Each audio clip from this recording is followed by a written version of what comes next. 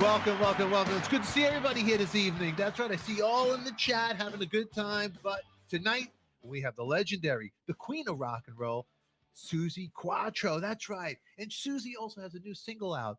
It's from her album, The Devil in Me, Motor City Riders. Links are down below in the description. If you want to check that out, please click on there and then check SUZI. She's going on tour. You could catch her if you're in London, the Royal Albert Hall. She is playing it April 20th. But tonight, SUZI has a special story. It was back in the 70s. This ultimate queen of rock and roll, the ultimate rock chick, had her first British #1 with Can the Can.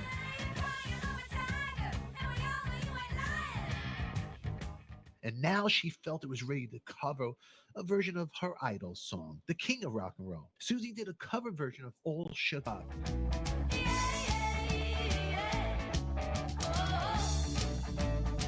Now, SUZI was a big fan of the king, and she modeled her stage look, the black leather jumpsuit that he actually wore in his comeback special. It was a big influence to her, and she's going to share some stories what the king meant to her.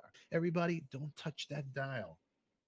SUZI QUATRO meeting Elvis, because you brought out that jumpsuit, the leather outfit in the Elvis way, which we are both Elvis fans. I love Elvis.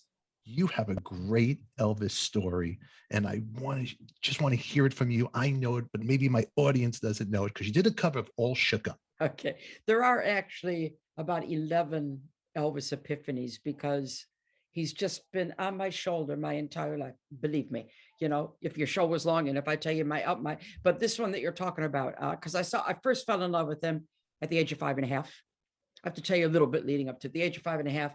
We were all sitting down like all American families did on Sunday at 8 o'clock to watch the Ed Sullivan Show.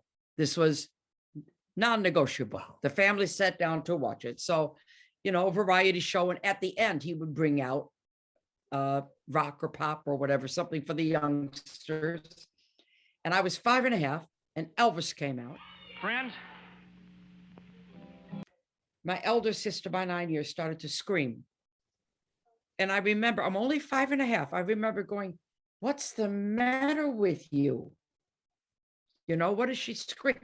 Then I looked at the TV and I went in. I drawn in like a magnet. And to myself, I'm going to do that. Crazy to have that kind of a light bulb moment at 5.5. And it goes on and on. So then the next thing was at 68, I saw the comeback special. I was 4 years in my band already.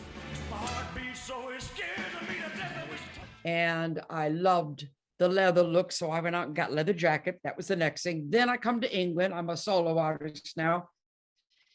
And I recorded All Shook Up for my first album. Wow.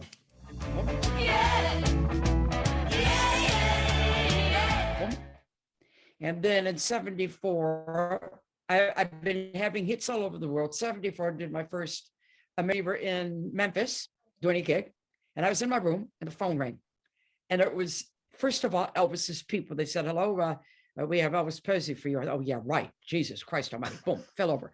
And it was him on the phone. And I was just trying so hard to just be cool that my lips started to twitch. No, it didn't really get it, but he said to me, like you don't, this is Elvis Presley. You know, he said, I've heard your version of All Shook Up, and I think it's the best since my own.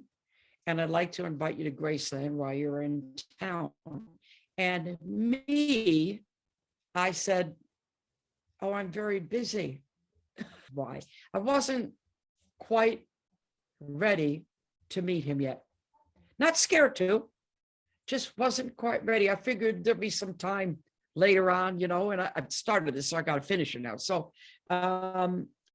he went up to the Rodney Bingenheimer's on the VIP section with his girlfriend, and used to listen to my music up there all the time, apparently, and stare at this poster on the wall. I don't think there was any sexual in it at all. I think he saw that I was I think he saw I was a kindred soul, you know.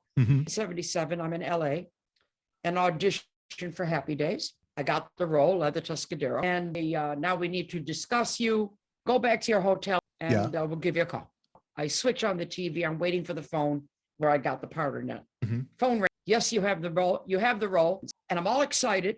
At that moment, the TV says, "Newsflash: the king is dead." Wow. Unbelievable. Unbelievable. The same moment. Yeah, and then when I got back, to start my first filming, the director brought up this man, little man. And he said, "Susie, I'd like you to meet Nudie." I said, "Hi," shook his hand. He said, "He's going to be making your clothes for the show." He was Elvis's personal tailor. How does this happen? Wow. You know? And then the kind of final bit of it, you can Google, even you can play it. I wrote a song called "Singing with Angels," which was a tribute to him. I heard your voice late last night. That track, my tribute to Elvis, with James Burton on guitar and the Jordanaires on backing vocals. Incredible. It doesn't get any better than that. No. Even Gordon Stoker, who was the last one to pass away, he came to this session out of the hospital. And now the final piece of the puzzle, James Burton and I were outside taking a little break in the studio, and I was in the middle of recording an album, and I gave him headphones. I said, "Have a listen." And he took the headphones off and he said, "I got to tell you, Susie," I nearly died. "I got to tell you, Susie, you have what Elvis had." I went and knocked me over with a feather. And I said, Wow. "What do you mean? What do you mean?" And he said, "Well, the only way I can explain it to you is whatever you do is you." What a compliment.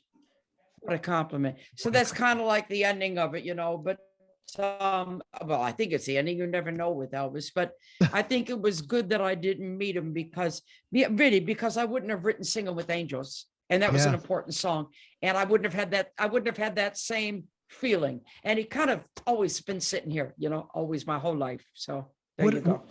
Susie, I'm a huge Elvis fan, and like Beatles and Elvis and Stones, it's a big thing in my life. And just what a story to get first a phone call from the king, and then to go jamming with his band, who, if everybody's a big Elvis fan like I am and Susie is, if you watch That's the Way It Is, Elvis, and you see him in the Culver City rehearsals with James and Ronnie Tutt, who unfortunately lost I get chills talking. I love it. And what a showmanship. Just so cool that you got to do this. And Nudie, who made the suits for Graham Parsons, those great suits. How cool. Unbelievable. And I did I'm trying to think how many years ago it was, maybe 4 or 5 years ago, a big, huge concert at Hyde Park here. And it was for Elvis, and Priscilla came over, and I was the only one on that show. A lot of big people, Tom Jones, I can't even remember half of them, a lot of big people. And I was the only one that played with the band. Yes. Oh, so and cool. we did, I said, "Let's do Johnny Be Good, and I'll take a solo, and you take a solo, James, and you take a solo." Just absolutely amazing. Amazing. That's a legendary moment. That's a great moment. I mean, Susie, we got your new music, and while we have the internet with us, I want you to tell everybody about your new album, "The Devil in Me." It's on vinyl, correct? And we could go to your website? Yeah. Okay. On vinyl. There's 4 good videos on YouTube. The Christmas song, "My Heart and Soul, I Need You Home for Christmas." "The Devil in Me," the title track. I'm no hero. Marks on my soul. I made mistakes. Oh, Mama always told me, listen to your heartbeat. Angels, got the devil in me. I Sold My Soul Today and "Do You Dance." There are 4 videos from that album. And now Motor City Riders has a really cool lyric video to it. Motor City Riders, unshakable survivor. Every single journalist, critic, fan, whoever I've talked to has all called it my finest work since the first album. And that was actually what my son wanted to accomplish. We've done 2 albums together now. Yeah. No Control and "The Devil in Me." And now we're working on my 3rd one. And he made me see myself brand new. Like Wow. I felt like a kid making this album. And that was what he wanted to do. He wanted to take me back to that SUZI QUATRO feeling. And that's exactly what he did. Yeah, the Motor City Rider.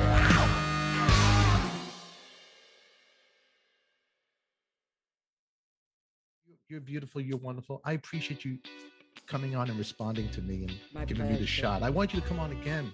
Hopefully I get the internet better for both of us. But promise me Okay. to come back if you have something you want to talk about ever. Yeah, give me a shout. Give me a shout. All right. All right. It was wonderful having you here, Susie. Thank you, I- Thank you I so much. promise. In fact, I'm warning you. I'm gonna come back. Okay. That's a date. That's a date. Yeah. Now, really quick, and I hope the internet stays with me. This is really important. Susie, I'm going to get personal with you. Don't get upset. I need to know, and what the people want to know is Susie's top 5 vinyl must-have albums that matter to you. Something that influenced you or that you love. Easy. Boom. Bang, bang, bang, bang. Click on the box right there. Who loves you, baby? We do.